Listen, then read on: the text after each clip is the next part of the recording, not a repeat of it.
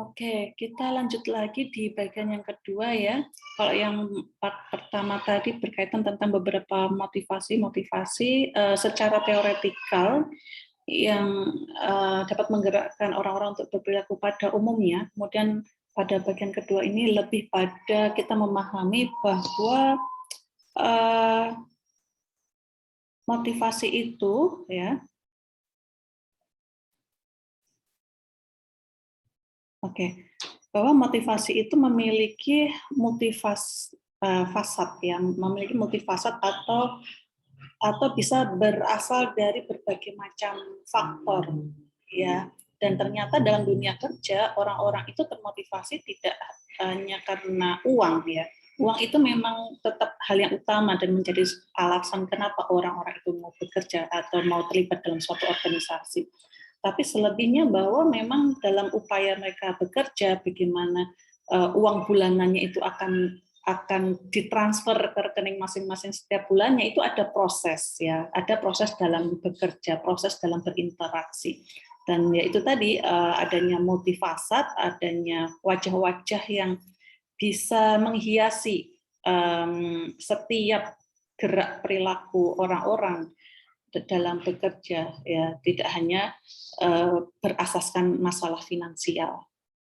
Nah, sumber-sumber dari motivasi kerja bisa berbagai macam ya. Apakah seberapa pekerjaan itu challenging atau menantang bagi orang-orang yang bersangkutan, lalu bagaimana seberapa jauh lingkungan pekerjaan yang ada, entah itu dari kolega, dari atasan, dari ruang kerjanya itu akan mendukung dia, akan mensupport dia dalam bekerja, lalu ya lingkungan ya ataukah tim itu mampu mendukung dia dalam bekerja, lalu kompensasi, nah ini ya kompensasi biasanya akan berkaitan dengan masalah finansial, lalu juga sepanjang karir dia bekerja, ya orang bekerja itu bisa rata-rata 20, 30 hingga 40 tahun, dia melihat seberapa jauh sih peluang-peluang yang ada di organisasi itu memberikan jenjang karir gitu ya, ada promosi-promosi apa saja yang bisa dia dapatkan. Kemudian melihat adanya kesesuaian antara kehidupan ya, baik di dalam maupun di luar pekerjaannya ya. Kemudian ya insentif berkaitan dengan masalah kompensasi juga ya, bagaimana dia melihat bahwa manajemen itu memang bisa mengelingkan antara luaran produk atau jasa yang dihasilkan oleh seseorang itu memang dapat dihitung, dapat dikonversikan dalam bentuk insentif ya. Kemudian ya kalau merujuk pada teorinya Maslow ya, masalah sosial ya, masalah sosial itu orang jika dia bekerja pada satu perusahaan tertentu, apakah hal itu akan meningkatkan nilai dirinya ya, nilai dirinya baik untuk dirinya sendiri maupun untuk sosialnya ya. Kita sebagai makhluk sosial kan interaksinya tidak hanya di kantor, tidak hanya di rumah, tapi juga secara sosial, mungkin ada kumpul-kumpul silaturahim dengan keluarga. Nah, kadang ditanyakan tuh, ya kerja di mana, di perusahaan X, wah ya orang melihat, wah ya ini mempunyai nilai lebih nih gitu ya. Kemudian dalam proses bekerja juga motif orang juga lebih termotivasi manakala dia berada dalam lingkungan kerja kolega yang respect gitu ya, yang menjaga, yang bisa saling menjaga martabat dirinya ya pada saat bekerja. Nah, kemudian di sini ya ada teori, ada motivasi dengan pendekatan fit, yang pendekatan adanya kesesuaian ya antara baik itu persyaratan yang melekat pada organisasi ya, ataukah persyaratan yang melekat pada pekerjaan-pekerjaan tertentu memang memiliki kesesuaian motif dengan seseorang ya. Bisa dilihat dari sisi seberapa orang itu kuat dalam hal achievement-nya, kebutuhan akan achievement. Anda masih ingat dengan teorinya McClellan ya, need of achievement, lalu bagaimana perilaku ya, motivasi-motivasi seseorang itu dalam hal bagaimana mengontrol emosinya, bagaimana mengontrol motivasinya, ini akan relate atau memang sesuai dengan kebutuhan yang dipersyaratkan oleh organisasi. maupun pekerjaan-pekerjaan tertentu. Ya, jadi orang termotivasi itu tadi lagi-lagi tidak hanya sekedar masalah uang, tapi juga bagaimana kebutuhan dia akan achievement, ya. Kemudian seberapa dia mampu mengelola anxiety-nya, ya. Anxiety-nya itu apa? Kegusaran, kecemasan yang ada dalam dirinya, ya, untuk menghadapi apa tantangan-tantangan atau persyaratan yang memang diwajibkan oleh organisasi atau pekerjaannya. Begitu, ya. Jadi tidak hanya sekedar masalah seberapa pinter Anda akan suatu skill atau knowledge, pengetahuan tertentu, tapi juga ada sisi-sisi dari sisi trait, ya, dari trait karakter, ya, seberapa bagus kita mampu mengontrol emosi dan hal-hal lainnya dalam bekerja. Karena sangat dimungkinkan seseorang itu kan tidak hanya bekerja seorang diri, tapi juga bekerja secara tim. Bagaimana dia bisa berinteraksi dengan yang berbeda generasi, mungkin generasi senior, junior, gitu ya, atau bisa lintas disiplin ilmu, yang mana bisa jadi dari disiplin ilmu yang berbeda menimbulkan kecenderungan yang berbeda juga pada saat orang-orang memberikan luaran perilaku tertentu, ya, sehingga harus ada kontrol-kontrol tertentu. Kemudian, nah di sini juga ada ya pendekatan setting effective goals, yang mana sekelompok orang itu tidak bisa hanya sekedar disampaikan bahwa oh, oke, kita harus bekerja dengan sebaik-baiknya, gitu, ya. Anda harus bisa memberikan kontribusi yang setinggi-tingginya. Nah, itu kan kata-kata yang sifatnya normatif, ya. Orang-orang yang tampil di tingkat yang lebih tinggi ketika diminta untuk memenuhi tujuan tertentu yang lebih spesifik, itu kecenderungannya lebih mengarahkan, sifatnya lebih mengarahkan, oh saya harus melakukan yang terbaik itu dalam hal apa, ya, dalam hal apa, daripada hanya sekedar kerjakan dengan sebaik-baiknya, kerjakan ya narasi-narasi yang sebaik-baiknya, yang the best, ya, atau setinggi-tingginya, konsentrasinya harus tinggi. Nah, itu kan kurang spesifik, ya. Atau tujuan itu tidak ditetapkan sama sekali, gitu. Tapi dengan adanya tujuan yang adanya detail-detail tertentu, ada specific goals, walaupun itu tugasnya adalah sulit, tapi masih bisa diterima karena ada dasar-dasar tertentu, ya. Itu disebut capaian tujuannya akan lebih efektif, gitu. Kemudian dengan adanya penentuan tujuan secara efektif, tentu akan membutuhkan dukungan feedback, ya, dukungan feedback, karena di proses pengerjaannya itu ada rentang waktu, ya, ada rentang waktu tertentu, ada proses-proses tertentu yang butuh adanya imbal balik, gitu, daripada hanya sekedar langsung oh ini hasilnya di akhir periode lalu dinilai. Tentu adanya proses feedback, misalkan dari antar kolega ataukah antar supervisor dengan yang dinaunginya, sepanjang proses itu akan lebih efektif.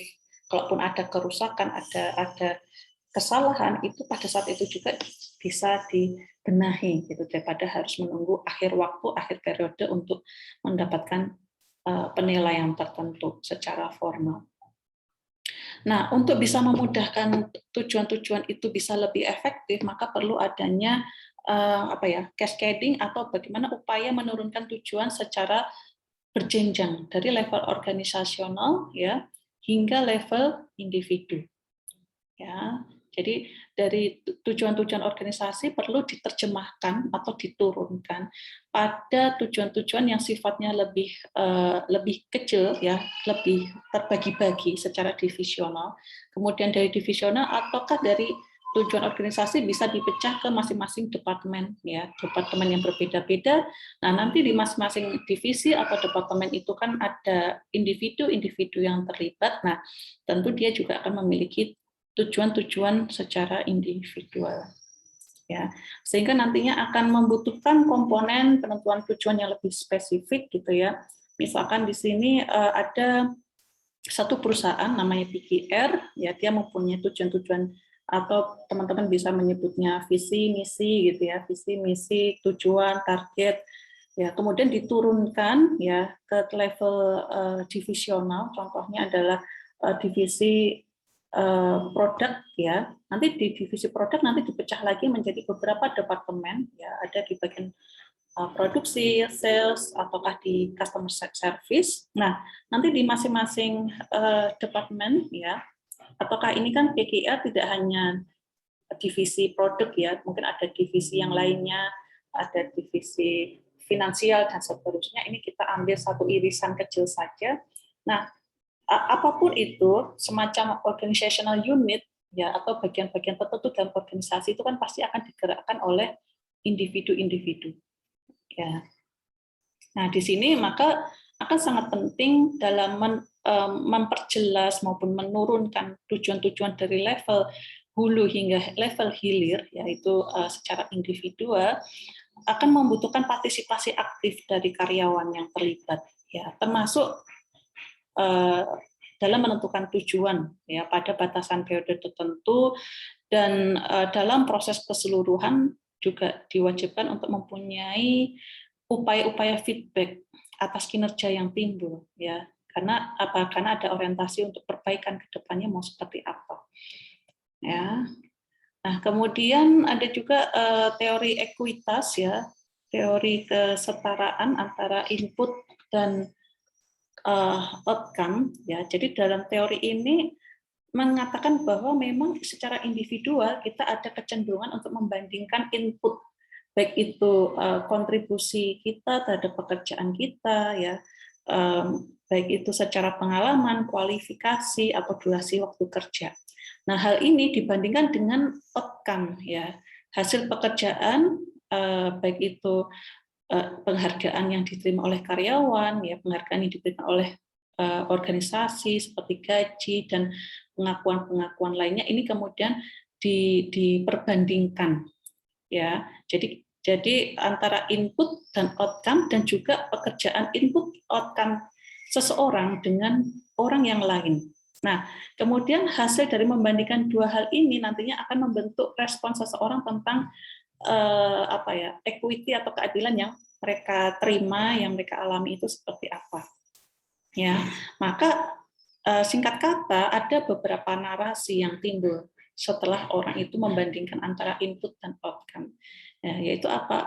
Yang pertama adalah overpayment inequity, ataukah underpayment inequity, ya, ataukah baik setelah dia membandingkan antara input outcome-nya juga input outcome-nya orang lain, maka dia menilai bahwa adanya equitable payment. Ya, jadi kalau untuk yang sifatnya overpayment dan underpayment itu berarti adanya ketimpangan pembayaran, entah itu lebih ataukah kurang ya. Kalau yang lebih itu mungkin kondisinya akan timbul rasa bersalah gitu ya. Kalau dianggap overpayment, saya merasa inputan saya sekian, tapi kok outcome-nya ternyata melebihi dari yang apa yang saya ekspektasikan. Atau nah, kemudian dibandingkan dengan yang lain yang dia sudah bekerja keras, misalkan ya kita menilai seseorang itu bekerja keras, tapi outcome-nya kok segitu-segitu aja, sehingga kita merasa adanya overpayment inequity yang kondisi ini bisa mengakibatkan adanya perasaan bersalah ya, karena kita menilai hasil input diri kita itu lebih besar daripada rasio orang lain ya, manakala dia membandingkan gitu ya. Nah, kebalikannya pada jika didapatkan kondisi underpayment inequity adalah ya kita merasa bahwa input dan keluaran kita itu seharusnya lebih baik dibandingkan orang lain ya, tapi kondisinya kok jadi underpayment ya, mendapatkan upah atau pengakuan yang lebih rendah. Nah, hal ini bisa mengakibatkan adanya perasaan marah ya, perasaan marah karena dia membandingkan dirinya dengan orang lain, ini kok treatmentnya tidak fair gitu ya. Ataukah yang kondisinya yang equitable payment, di mana suatu keadaan baik itu rasio hasil inputan seseorang itu dinilai memang setara dengan orang lain ya. Jadi tentu teori equity ini lebih banyak kepada upaya dia menilai dirinya sendiri maupun menilai diri orang lain. Mungkin sebagai ilustrasi ya, sebagai ilustrasi ini teman-teman ada pada apakah sama seseorang itu bekerja, dia lalu ada sikap atau hal-hal tertentu yang dia terima itu ternyata dia menilai overpayment ya, underpayment ya, person A dibandingkan dengan person B. Ya. Dia merasa bahwa kalau yang di kondisi person A ya, Pak Alex gitu ya, aja Pak Alex, dia merasa bahwa outcome dan inputannya dia Pak Alex ini merasa dihargai melebihi ya, overpayment melebihi dari si B ya, Benny atau si Boy gitu ya, sehingga apa dia merasa guilty, dia merasa bersalah gitu, karena apa dia timbangannya jadi lebih berat dibandingkan timbangannya si Benny ya. Nah nanti dari sisi Benny-nya bagaimana kalau dia juga melakukan hal yang sama, dia membandingkan dengan si Alex, maka dia merasa bahwa underpayment, sehingga apa dia jatuhnya adalah angry, dia merasa marah kok. Saya merasa outcome inputannya sama dengan Pak Alex, tapi kok saya underpayment alias timbangan saya jadi lebih ringan gitu ya. Ataukah ini ya kondisi sebaliknya ya, bagaimana kalau Pak Alex ternyata yang diperlakukan bahwa timbangannya lebih ringan ya, dihargai lebih ringan dibandingkan Pak Alex. Nah mungkin ada besar kemungkinan potensinya adalah dia akan merasa marah, dan sebaliknya Pak Boy-nya itu merasa bersalah gitu ya. Ataukah kondisi yang memang equal ya, memang sama antara kondisinya Pak Alex dan Pak B, baik secara outcome ya, input dan outcome-nya diperbandingkan itu memang sama gitu. Nah, terlepas adanya overpayment dan underpayment ya, ternyata ada reaksi-reaksi tertentu terhadap inequity ya. Yang mana tadi kita dapatkan narasi bahwa Pak Alex tadi ada kalanya dia merasa overpayment gitu ya, dia merasa timbangannya lebih berat dengan input dan outcome luaran yang sama dengan yang lain, maka apa dia akan kecenderungannya akan merubah inputannya ya, dia akan lebih baik saya mengurangi upaya saya ya. Jika baik itu kalau Pak Alex tadi kan kondisinya overpayment ya, maka oh ya udah deh saya dengan effort yang biasa aja, saya yang effortnya yang biasa aja kok saya merasa overpayment ya, overpaid, ya udah saya biasa aja ya. Ataukah yang tadi Pak Boy tadi merasa underpaid, merasa wah nggak ada, padahal saya inputan dan keluaran saya merasa lebih oke atau sama setidaknya dengan Pak Alex, ya udah deh karena saya merasa kurang dihargai, merasa tidak disamakan perilakunya dengan Pak Alex tadi, ya udah deh saya juga akan mengurangi upaya saya gitu ya. Kemudian apa change outcome, jadi merubah, yaitu tadi merubah luaran ya. Luaran ini bisa dalam misalkan membuat produksi dalam bentuk unit ya, atau piece ya, berbasis piece atau per unitnya seperti apa ya. Selain secara quantity bisa juga secara quality ya. Nah ini luarannya bisa berubah karena orang-orang ini merasa bahwa dia tidak mendapatkan perlakuan yang sama ya. Lalu distort perception ya, adanya ketidakpercayaan ya, lalu merubah referensi, memilih beberapa referensi yang berbeda ya. Kemudian apa, kalau dia yang paling pahit adalah kalau dia merasa tidak diperlakukan dengan equal ya, maka dia akan meninggalkan pekerjaan itu.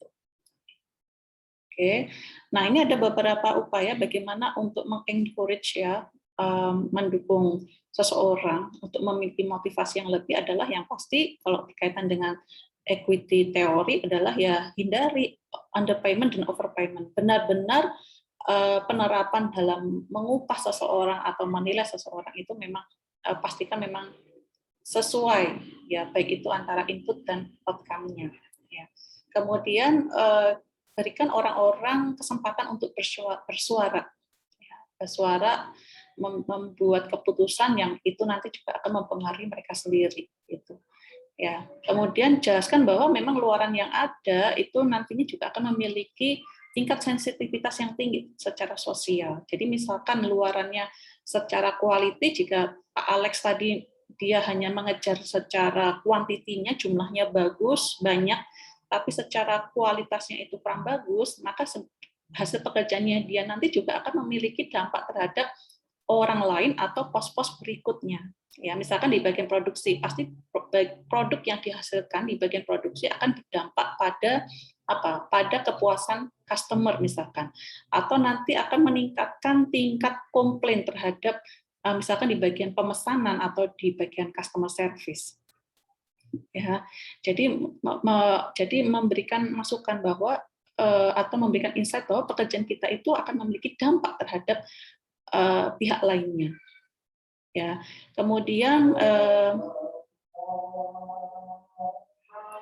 oke, jadi ini saya lanjutkan ya. Jadi berikan orang-orang kesempatan untuk melihat bahwa keputusan-keputusan yang telah dibuat ya akan memiliki dampak seperti apa saja, lalu memberikan kesempatan, peluang untuk dari adanya kesalahan-kesalahan yang ada itu masih bisa dikoreksi, masih bisa diperbaiki.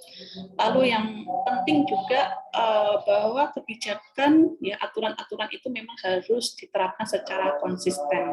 Tidak boleh ada bias, ya tidak boleh ada hal-hal yang melenceng dari aturan maupun kebijakan yang telah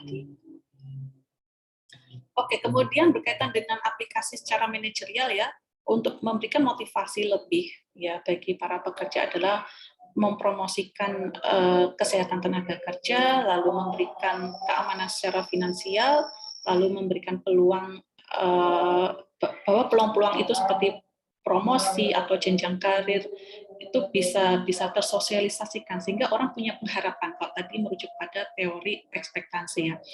Kemudian ya recognize adanya pengakuan terhadap capaian-capaian karyawan ya. Kemudian ada juga memastikan bahwa harapan-harapan yang muncul itu bisa terpenuhi sepanjang mereka bisa memenuhi kinerja juga. Ya, kinerja yang diharapkan oleh organisasi. Kemudian adanya pencatatan ya, administer ya, reward dan pastikan memang reward yang ada itu memang memiliki keterkaitan yang positif bagi para karyawan ya. Jadi maksudnya reward yang diberikan itu memang link dengan kinerjanya. Begitu. Oke, saya rasa itu teman-teman untuk materi tentang motivasi dan juga bagaimana penerapan dalam organisasi. Cukup dari saya. Wassalamualaikum warahmatullahi wabarakatuh.